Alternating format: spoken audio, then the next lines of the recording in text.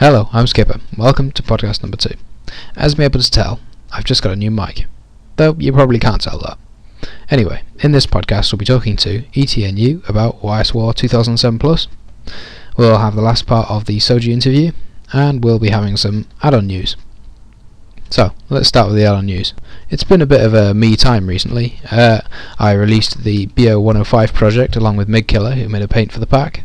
I also released my Lightning paint, and a modification of the default Hawaii map with thermals for the gliding club. We'll cover that bit in a bit. But it wasn't just me. Will Neo released his Pavlo and L39s, which look great. I don't know how this guy's name is pronounced. THEVAS released a Sydney map, and I believe that is it. Yeah, moving on then. The YS Gliding Club has been launched, and we're currently trying to get a YSP user group. The aim of the club is to provide glider lovers with a little place where they can learn more with other pilots and compete. If you like gliding, join! So we now go over to ETNU for an interview on YSWar 2007 Plus. Hello ET, I'm with you today to talk about your ideas for the next round of YSWar. Would you like to say anything about how the last round of YSWar went?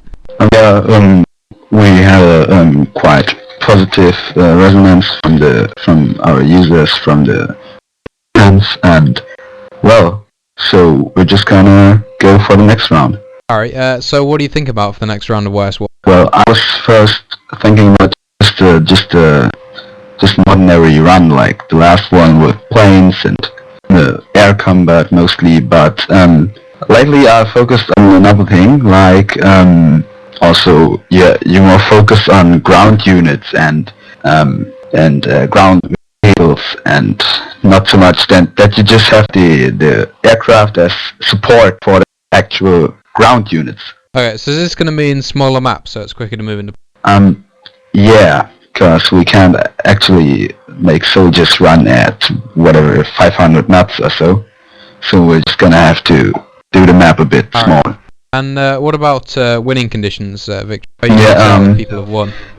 I'm not completely sure at the moment, but I'd say I had the idea to take flags and put them inside houses or next to mountains or something like that, so they can't be destroyed by planes, or they can't be destroyed by planes easily. So the ground units actually have to destroy them, and they will have a bit bigger strength. So you really have to. It really takes a while to destroy those flags. Okay, thank you for that, ET. Yeah, no problem. Thanks again to ETNU for that interview. Moving swiftly on now to the Soji interview. Okay, and would you be considering making resizable HUD and radar windows? Oh, radar windows? Resizable, yeah. Oh, resizable? Resizable radar windows. So, okay, resizable windows. The problem of resizing the window is interface. So sort of I'm running out of keys and mouse operations. So yeah, actually there are not only resizable radar windows, but there are more features that I want to implement, but I cannot, because not unless I come up with nice strokes. So resizable radar window is one of them. Okay, and another person named Airshow Fan wanted to know if you knew of any virtual aerobatic squadrons that use YS as their program.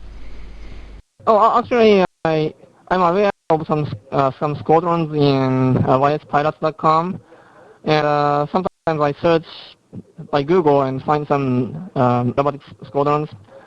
Well, actually, I want to see their virtual air shows once, but for now I couldn't log on, or I just got logging on to the server, and also those air shows.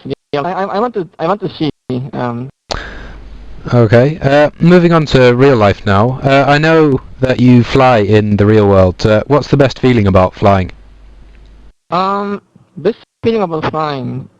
But that's a good question. Well, viewpoint. I don't know. Flying an airplane used to be flying an airplane was my childhood dream. So I wanted to fly like a bird. I guess it's a dream for a kid, and still having that dream. Well, in fact, I wanted to be a professional pilot. And in fact, I training course of one of the airlines, but I passed the first exam, but I failed the second. So so if I had passed that test, I would have been flying an airliner. So in that case, I don't have developed YSFlight, but because I failed in the second exam, I continued on my master's and PhD and writing my program for my job and hobby. But I still wanted to become a professional pilot. So I'm thinking about. So now I started training for instrument rating, and probably after my instrument rating, I apply for a commercial, then industrial license. So, but until recently, I didn't know that there is a job called part-time instructor. So having main job and do instructor as a part-time. So I'm trying to